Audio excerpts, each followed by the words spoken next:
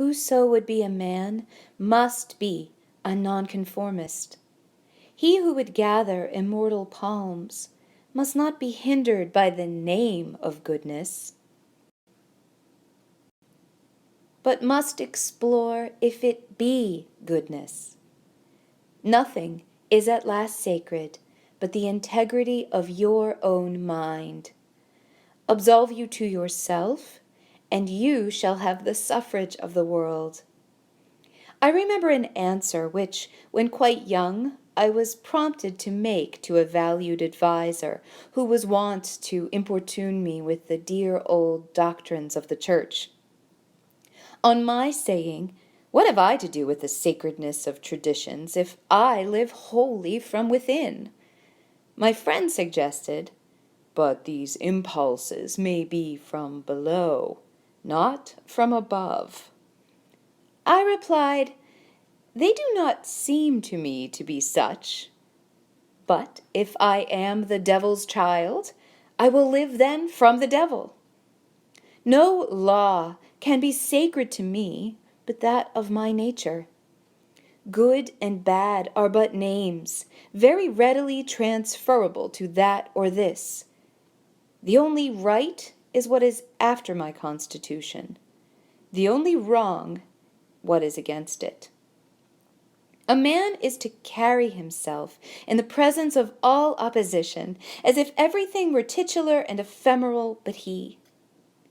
I am ashamed to think how easily we capitulate to badges and names, to large societies and dead institutions.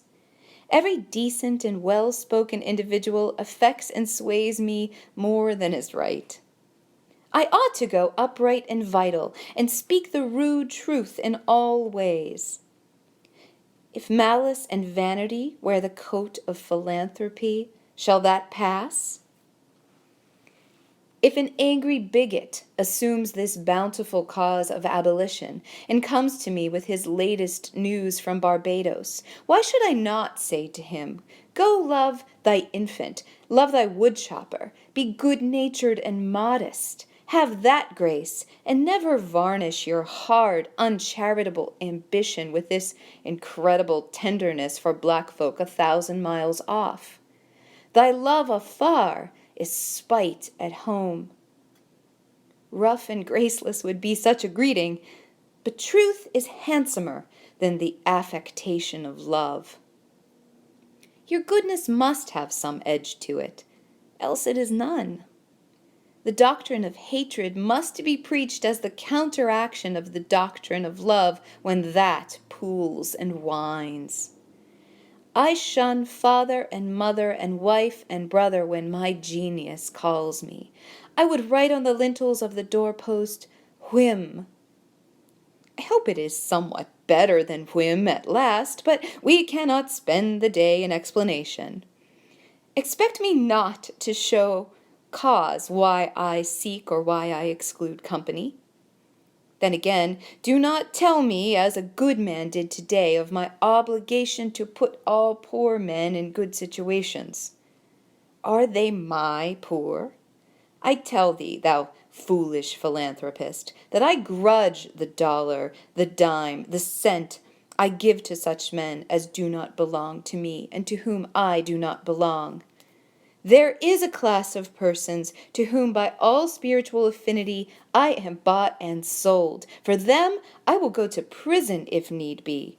But your miscellaneous popular charities, the education at college of fools, the building of meeting houses to the vain end to which many now stand, alms to sots, and the thousandfold relief societies, though I confess with shame, I sometimes succumb and give the dollar. It is a wicked dollar, which by and by I shall have the manhood to withhold. Virtues are, in the popular estimate, rather the exception than the rule. There is the man and his virtues. Men do what is called a good action as some piece of courage or charity, much as they would pay a fine in expiation of daily non-appearance on parade. Their works are done as an apology, or extenuation of their living in the world, as invalids and the insane pay a high board. Their virtues are penances. I do not wish to expiate, but to live. My life is for itself, and not for a spectacle. I much prefer that it should be of a lower strain, so it be genuine and equal, than it should be glittering and unsteady.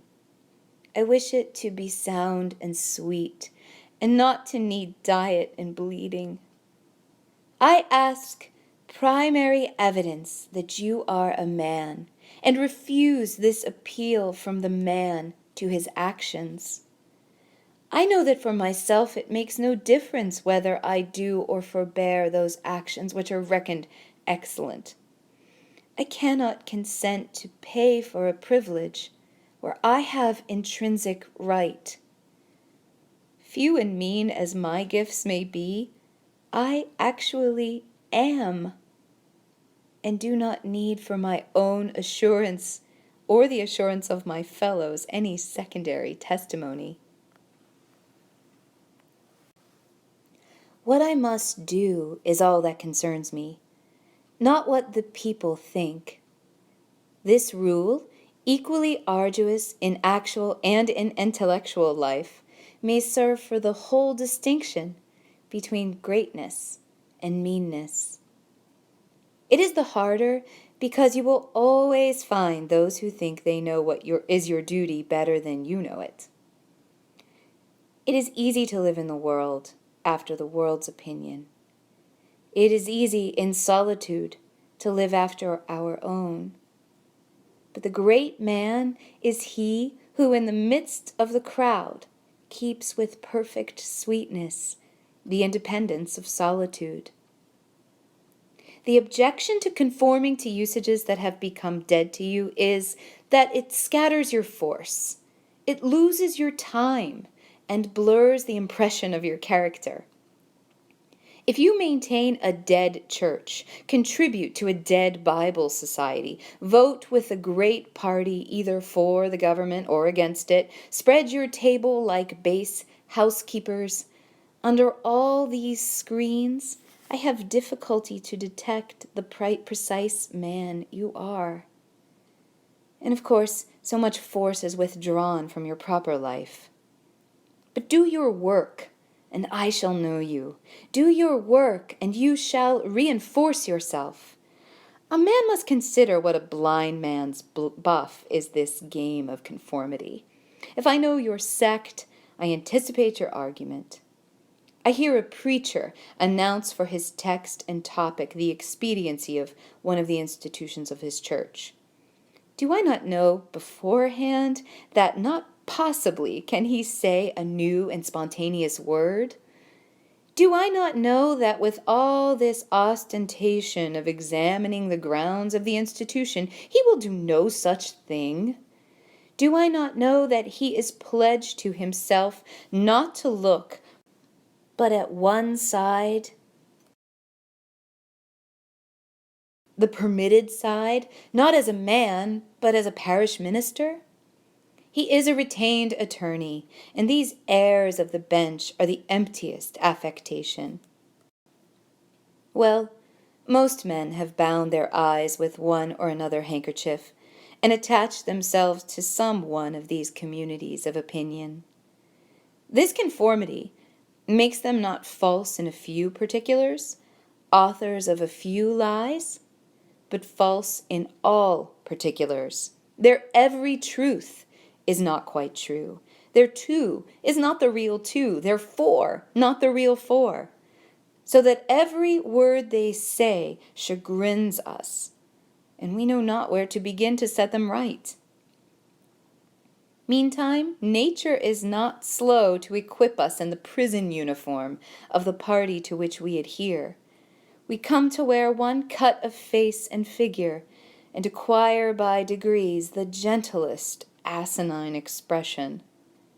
There is a mortifying experience in particular, which does not fail to wreak itself also in the general history, I mean the foolish face of praise, the forced smile which we put on in company where we do not feel at ease, in answer to conversation which does not interest us. The muscles not spontaneously moved, but moved by a low, usurping willfulness grow tight about the outline of the face, with the most disagreeable sensation. For nonconformity, the world whips you with its displeasure, and therefore a man must know how to estimate a sour face. The bystanders look askance on him in the public street or in the friend's parlor. If this aversion had its origin in contempt and resistance like his own, he might well go home with a sad countenance. But the sour faces of the multitude, like their sweet faces, have no deep cause, and are put on and off as the wind blows and the newspaper directs. Yet is the discontent of the multitude more formidable than that of the Senate and the college. It is easy enough for a firm man who knows the world to brook the rage of the cultivated classes. Their rage is decorous and prudent, for they are timid, as being very vulnerable themselves. But when to their feminine rage the indignation of the people is added, when the ignorant and the poor are aroused, when the unintelligent brute force that lies at the bottom of society is made to growl and mow, it needs the habit of magnanimity and religion to treat it godlike as a trifle of no concernment.